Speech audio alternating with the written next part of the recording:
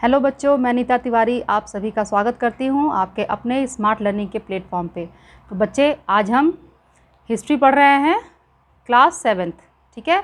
और ये हमारा चैप्टर 1 है, पार्ट 2, ठीक है। ये इसका पार्ट 2 है चैप्टर 1 का। पार्ट 1 मैंने ऑलरेडी अपलोड कर दिया है, ठीक है। तो अगर आपने वीडियो देखा होगा तो आपको पता होगा कि हमने पार्ट 1 में क्या पढ़ा था। हमने पढ़ा था ना, अल इदरिसी जो अरब के भूगोलवेत्ता थे उनके बारे में, और जो फ्रांसीसी मानचित्रकार थे जो मानचित्र बनाते हैं ना, उनके बारे में पढ़ा था कि उन लोगों ने जो मैप बनाई थी इंडिया की, तो उसमें किस तरीके के चेंजेस थे, ठीक है। तो वो हमने पार्ट 1 में पढ़ लिया है। अब आज हम पढ़ेंगे पार्ट 2 में पढ़ेंगे हिस्टोरियंस एंड देयर सोर्सेस, ठीक है बच्चों। तो चलिए हम वीडियो स्टार्ट करते हैं। देखिए, historians use different types of sources to learn about the past depending upon the period of their study and the nature of their investigation. Last year, for example, you read about rulers of the Gupta dynasty and Harshavardhana. In this book, we will read about the following 1000 years from roughly 700 to 1750. चलिए, इतिहासकार किस युग का अध्ययन करते हैं और उनकी खोज की प्रकृति क्या है, इसे देखते हुए वे अलग अलग तरह के स्रोतों का सहारा लेते हैं, ठीक है। जो इतिहासकार होते हैं बच्चों, जो हिस्टोरियंस होते हैं, उनको वो किस युग का, ठीक है, किस टाइम का, किस पीरियड का बारे में वो जानना चाहते हैं, किस पीरियड के बारे में वो स्टडी कर रहे हैं, ठीक है, और उसकी प्रकृति क्या है, उसका नेचर क्या है। तो इन सब चीज़ों को देखते हुए वो लोग क्या करते हैं कि अलग अलग जो सोर्स हैं, डिफरेंट सोर्स को यूज़ करते हैं, ठीक है। उदाहरण के लिए, पिछले साल आपने गुप्त वंश के शासकों और हर्षवर्धन के बारे में पढ़ा। इस पुस्तक में हम मोटे तौर पर 700 से 750 ईस्वी तक लगभग 1000 वर्षों के बारे में पढ़ेंगे। तो इस बुक में, इसमें हम क्या पढ़ने वाले हैं? इस पुस्तक में हम पढ़ने वाले हैं 700 से लेकर के 1750 ईस्वी तक के बारे में पढ़ने वाले हैं, यानी कि लगभग 1000 वर्षों के बारे में हम पढ़ने वाले हैं कि इस दौरान क्या क्या चीज़ें हुई, ठीक है। चलिए आगे देखें। You will notice some continuity in the sources used by historians for the study of this period. They still rely on coins, inscriptions, architectures and textual records for information, but there is also considerable discontinuity. The number and variety of textual records increased dramatically during this period. They slowly displaced other types of available information. Through this period, paper gradually became cheaper and more widely available. तो आइए अब देखते हैं आगे। देखिए, इस काल के अध्ययन के लिए इतिहासकार जिन स्रोतों का प्रयोग करते हैं उनमें आपको बहुत सी बातें ऐसी मिलेंगी जो पिछले युग से वैसी ही चली आ रही है, ठीक है। इतिहासकार इस काल के बारे में सूचना इकट्ठी करने के लिए अभी भी सिक्कों, शिलालेखों, भवन निर्माण कला तथा लिखित सामग्री पर निर्भर करते हैं, पर कुछ बातें पहले से काफ़ी भिन्न भी हैं। मतलब कि जो हम किस युग के बारे में पढ़ रहे हैं, हम 700 से 750, है ना, जो टाइम पीरियड है, हम उसके बारे में इस पुस्तक में, इस बुक में पढ़ रहे हैं। तो जो हिस्टोरियंस थे वो उन सारी सोर्स को यूज़ करते थे, ठीक है। हिस्ट्री जानने के लिए सारे सोर्स को यूज़ करते थे जो कि पहले भी की जाती थी, जिसमें कि आपका क्वाइंस है, इंस्क्रिप्शंस है, आर्किटेक्चर है, टेक्सचुअल रिकॉर्ड्स है। इन सारी चीज़ों के ये लोग इस्तेमाल किया करते थे, ठीक है। लेकिन कुछ चीज़ें ऐसी थी जो कि पहले से काफ़ी अलग हो गई, काफ़ी भिन्न हो गई, ठीक है। इस युग में प्रमाणिक लिखित सामग्री की संख्या और विविधता आश्चर्यजनक रूप से बढ़ गई। इस युग में क्या चेंज आया? इस युग में बच्चों लिखित सामग्री की जो विविधता है वो मिल गई, ठीक है। लिखित सामग्री उपलब्ध होने लगी इन्हें। रिटन में चीज़ें, जो लिखी हुई चीज़ें हैं वो उपलब्ध होने लगी। ठीक है, चलिए आगे देखते हैं। इसके आगे इतिहासकार सूचनाओं के दूसरे प्रकार के स्रोतों का इस्तेमाल धीरे धीरे कम करने लगे। इस समय के दौरान कागज क्रमशः सस्ता होता गया और बड़े पैमाने पर उपलब्ध भी होने लगा। जब उनको लिखित सामग्री, जो इतिहासकार है बच्चों, जब उनको लिखित सामग्री, जब रिटन एविडेंस जब उनको मिलने लगे, तो बाकी जो एविडेंस हैं, क्वाइंस और आर्किटेक्चर एंड इंस्क्रिप्शंस, तो इनका जो इस्तेमाल है वो धीरे धीरे क्या होने लगा, कम होने लगा। और इस टाइम में क्या हो गया, इस टाइम में जो कागज़ है, जो पेपर है, वो बहुत ही सस्ता हो गया था। ठीक है, और बहुत बड़े पैमाने पर उपलब्ध भी होने लगा था। तो जो चीज़ ज़्यादा पैमाने पर उपलब्ध होगी तो लोग उसे इस्तेमाल भी करेंगे, है ना। चलिए, तो अब क्या था, अब पेपर इस्तेमाल करने लगे लोग। ठीक है, जो हिस्टोरियंस थे उनके लिए ईजी हो गया। आइए आगे देखते हैं।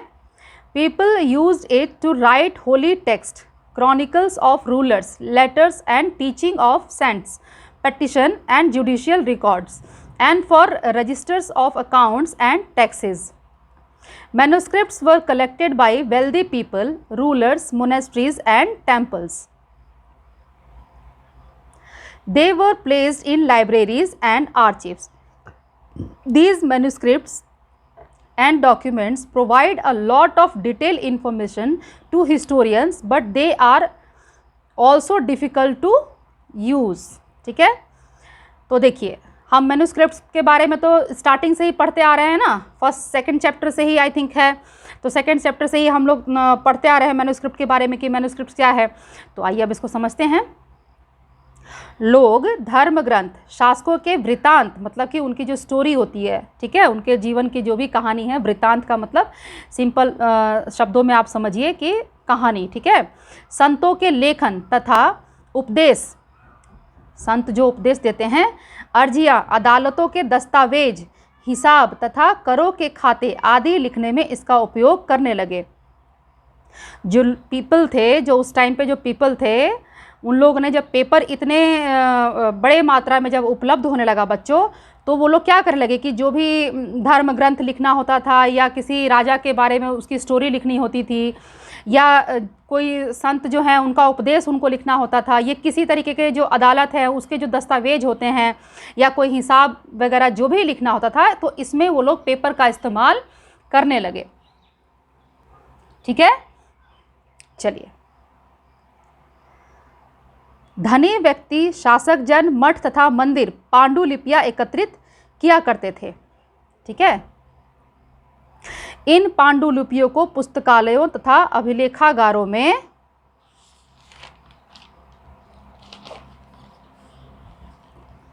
रखा जाता है।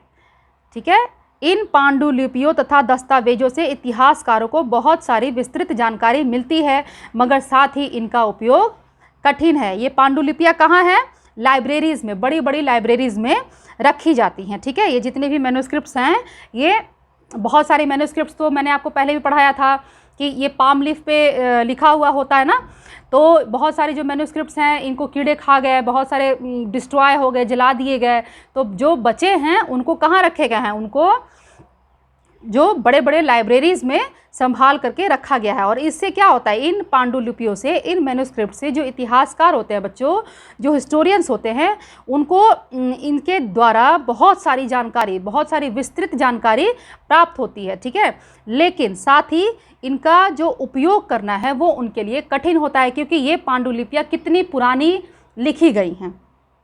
चलिए आगे देखते हैं कि क्यों कठिन होता है।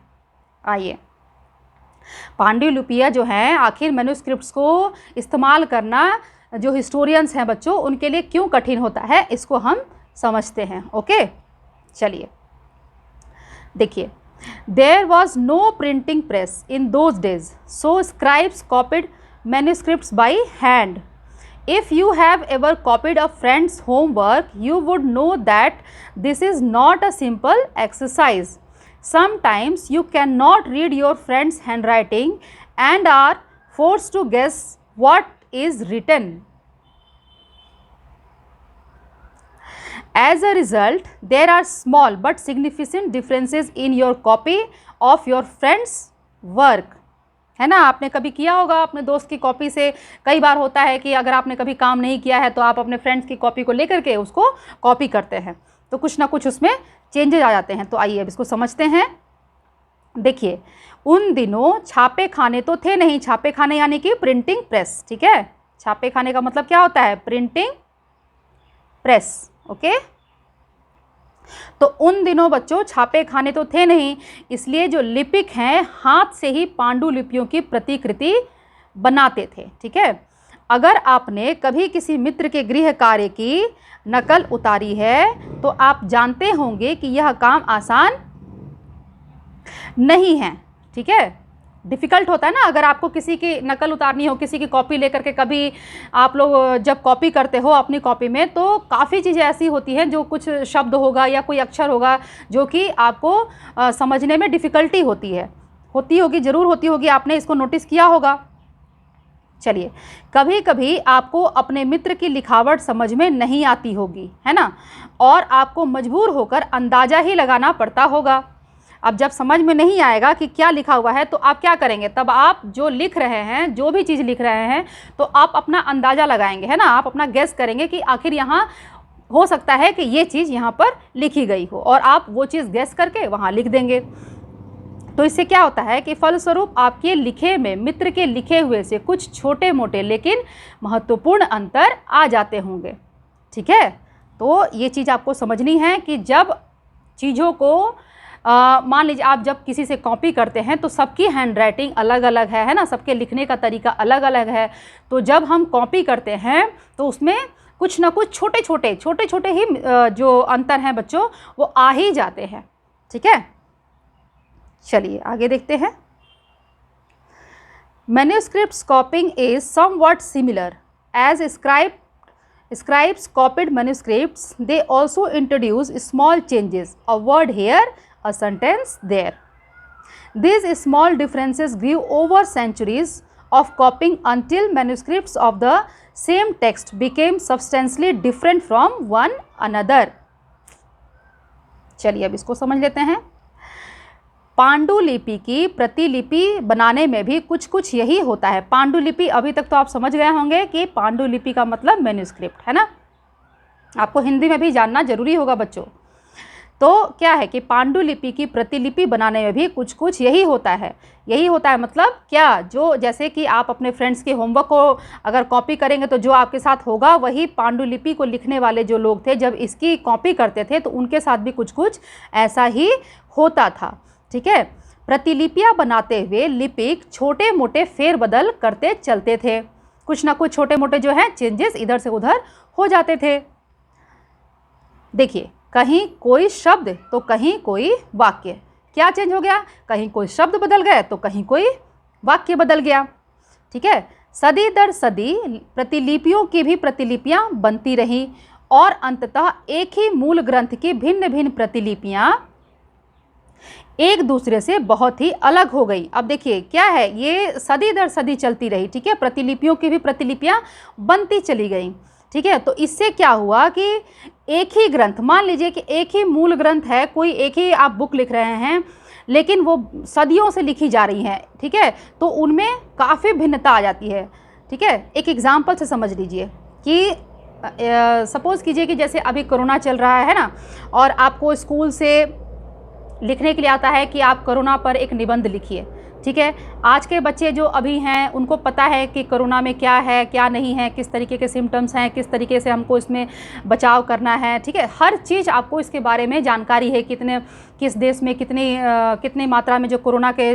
रोगी हैं, पेशेंट हैं, वो कितने हैं, सारी चीज़ें, है ना। आपने इसको अच्छे से लिख दिया, ठीक है।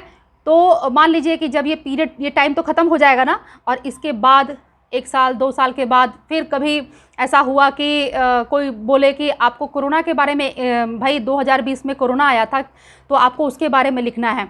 तो अभी क्या है, 1-2 साल के बाद जब इस तरीके का काम किसी बच्चे को दिया जाए और वो किसी की कॉपी करे, अगर सपोज़ कीजिए कि किसी की कॉपी करें। 1-2 साल के बाद छोड़ दीजिए। मान लीजिए कि आपने लिखा और आपके लिखे हुए कॉपी को देख करके ही बच्चों अगर आपके किसी फ्रेंड ने उसी को कॉपी किया तो हो सकता है कि जो आपने कहीं कुछ लिखा होगा, कुछ ऐसे शब्द होंगे, कुछ ऐसे वाक्य होंगे जो उसे समझ में ना आए, तो वो क्या करेगा, वो वहाँ अंदाज़ा लगाएगा, क्योंकि वो कोरोना के बारे में तो जान रहा है लेकिन उसको ये नहीं पता चल रहा होगा ना कि आपने वहाँ क्या लिखा है, तो वो उसको अंदाजे से लिखेगा। तो वहाँ कुछ चेंजेस आ गए ना, तो उससे क्या होगा कि फिर किसी ने लिखा, किसी ने कॉपी की, ठीक है, ये सिलसिला जो है ये चलते रहेगा।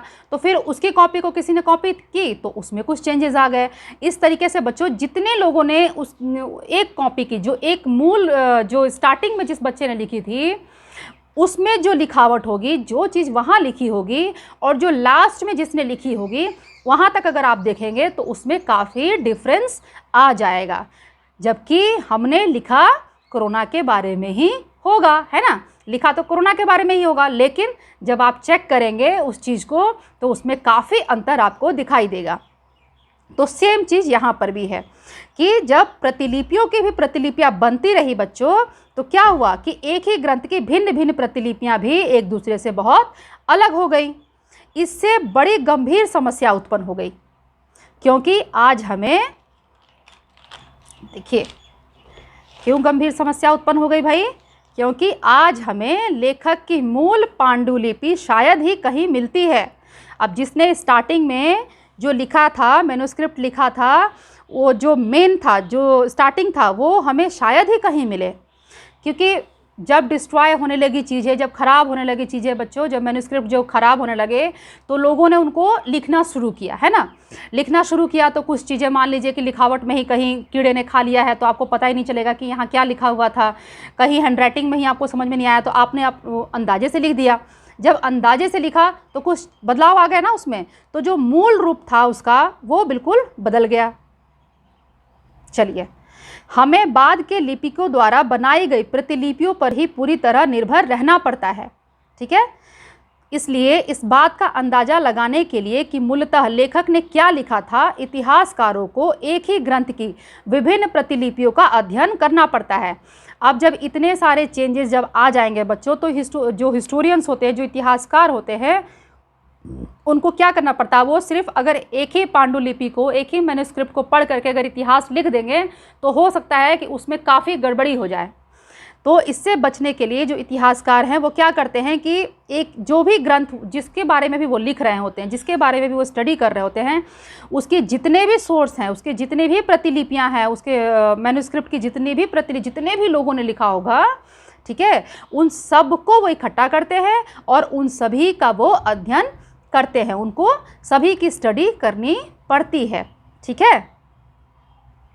चलिए आगे देखते हैं।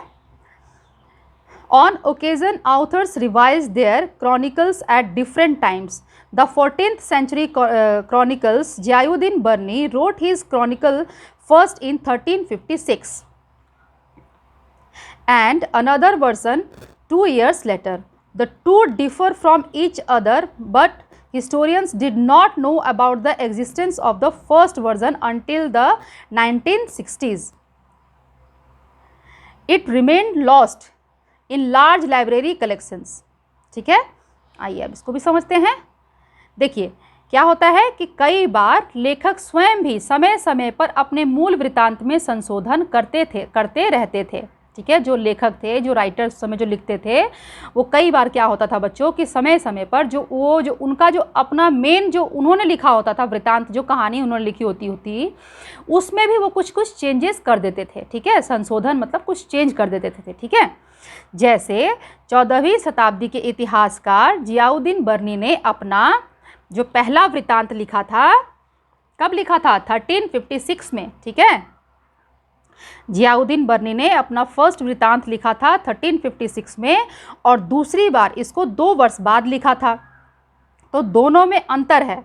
देखिए लिखा तो एक ही आदमी है ना, जियाउद्दीन बर्नी ने ही लिखी है और अपना वृत्तांत लिखा है। पहला वृत्तांत उन्होंने 1356 में लिखा और दूसरा कब लिखा, इसके 2 साल के बाद लिखा। तो अब इन दोनों में क्या है, इन दोनों में अंतर आ गया है ना, दोनों में अंतर आ गया। 1960 तक इतिहासकारों को पहली बार वाले वृत्तांत की जानकारी ही नहीं थी। जो पहला वृत्तांत जियाउद्दीन बर्नी का जो लिखा हुआ 1356 में, इसके बारे में 1960 तक जो इतिहासकार हैं बच्चों, जो हिस्टोरियंस हैं, उनको जानकारी ही नहीं थी।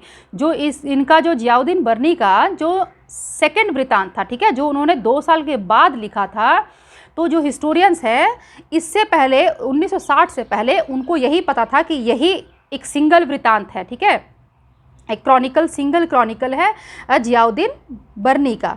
लेकिन 1960 के बाद उन्हें पता चला कि नहीं, ऐसा नहीं है। इससे पहले भी जो जियाउद्दीन बर्नी हैं उन्होंने एक वृत्तांत लिखी थी जो कि उनका मूल वृत्तांत था, जो कि उन्होंने 1356 में लिखा था, ठीक है। वृत्तांत मतलब क्रॉनिकल, ठीक है, जो कहानी, जो मैं बताया ना मैंने आपको कि सिंपल शब्दों में इसको समझिए कि एक कहानी जो उन्होंने अपने, जो भी मान लीजिए जिस जगह पे वो इंडिया आए तो उन्होंने यहाँ क्या क्या देखा, किस तरीके का उन्होंने यहाँ पर संस्कृति देखी, खान पान देखा, कहाँ रहे, किसके साथ आए, यहाँ का जो इन्वायरमेंट है उसके बारे में, मतलब सब चीज़ वो लोग लिखते थे, ठीक है। तो ये आप समझ गए होंगे कि जो इतिहासकार है उनको इसके बारे में जानकारी नहीं थी कि जो जियाउद्दीन बर्नी है उनका जो मूल वृत्तांत है वो भी है, वो तो जो फर्स्ट, इससे पहले जो दो साल पहले जो उन्होंने वृत्तांत लिखा था वो उनका फर्स्ट वृत्तांत नहीं था, फर्स्ट एविडेंस नहीं था, ठीक है। फर्स्ट उनका कब लिखा था उन्होंने, जियाउद्दीन बर्नी ने 1356 में। तो क्यों पता नहीं था कि यह पुस्तकालयों के विशाल संग्रहों में कहीं दबा पड़ा था। मैंने जैसे बताया कि जो भी बड़े बड़े जो ग्रंथ हैं या जो राइटर्स हैं लिखे हुए, ये सब कहाँ हैं, ये सब जो बड़े बड़े जो लाइब्रेरीज़ हैं इनमें कहीं बहुत दबी पड़ी रहती हैं, ठीक है। तो वो दबा पड़ा हुआ था विशाल संग्रहों में, ठीक है, पुस्तकालय में, वो कहीं किताबों के बीच में कहीं दबा पड़ा हुआ था। तो इसलिए जो हिस्टोरियंस थे उनको 1960 तक 1960 तक ये पता ही नहीं था कि जो जियाउद्दीन बर्नी है उनका जो वृत्तांत है, मूल जो उनका वृत्तांत है, जो फर्स्ट वृत्तांत है वो दूसरा है, 1356 में लिखा गया है, ठीक है। तो यहाँ पर हमने पढ़ लिया, क्या पढ़ा, जो सोर्स, जो हिस्टोरियंस हैं जो सोर्स इकट्ठा करते हैं इतिहास लिखने के लिए, है ना, उसके बारे में हमने आज यहाँ पे पढ़ा, ठीक है बच्चों। और मैं उम्मीद करूँगी कि आप सबको ये समझ में भी आ जाएगा, जो मैं बता रही हूँ वो आपको अच्छे से समझ में भी आ जाएगा। और यदि ना समझ में आए तो आप मुझे कमेंट कर दीजिए, मैं आपके कमेंट का हमेशा वेट करती रहती हूँ। आप प्लीज़ मुझे कमेंट करिए ताकि मुझे भी उससे मोटिवेशन मिलेगा ना बच्चों। तो आप मुझे कमेंट करिए अगर आपको कुछ समझ में नहीं आता है तो, ठीक है। चलिए फिर अब देखिए, अगले जब वीडियो हम बनाएंगे तो उसमें हम क्या पढ़ेंगे, उसमें हम पढ़ेंगे new social and political groups, ठीक है, इसके बारे में हम पढ़ेंगे। अभी मैंने जैसे पहले भी आपको बताया था कि हमने इसको फर्स्ट वीडियो में ही मैंने आपको बता दिया है कि हमने इसको टॉपिक में पूरा डिवाइड कर दिया है, और हम एक एक टॉपिक, दो टॉपिक जिस तरीके से होगा, अगर टॉपिक बहुत लेंथी होगा तो हम एक एक टॉपिक करेंगे, शॉर्ट टॉपिक होगा तो हम 2 टॉपिक भी एक वीडियो में कर सकते हैं, ठीक है। तो हम एक एक करके इन सबको पढ़ेंगे, ठीक है बच्चों। तो चलिए फिर वीडियो को देखिएगा, और मेरा वीडियो देखने के बाद आपको पसंद आ जाए तो आप इसे लाइक कर दीजिए, और चैनल को अगर आपने सब्सक्राइब नहीं किया है बच्चों तो चैनल को सब्सक्राइब भी कर लीजिए, बेल आइकन को ज़रूर दबाइएगा, क्योंकि आपके लिए बहुत सारी वीडियोस आने वाली हैं, है ना। आपको मैंने बताया है कि आपके एसएसटी का जो हिस्ट्री, सिविक्स और ज्योग्राफी है, इसके सारे जितने भी चैप्टर हैं उनके सारे के मैं वीडियोस लेके आने वाली हूँ, उनके क्वेश्चन आंसर सीरीज़ लेके आने वाली हूँ, ठीक है। एक्स्ट्रा क्वेश्चन आंसर सीरीज़ भी लेके आऊँगी। सो आप लोग चैनल को सब्सक्राइब कर लीजिए, बेल आइकन को ज़रूर दबाइए, और वीडियो देखने के बाद इसे शेयर भी ज़रूर करिए बच्चों, ठीक है। फिर अगले वीडियो में हम फिर मिलेंगे, तब तक आप लोग पढ़ते रहिए, अपना ख्याल रखिए, खुश रहिए, मुस्कुराते रहिए बच्चों। Bye bye.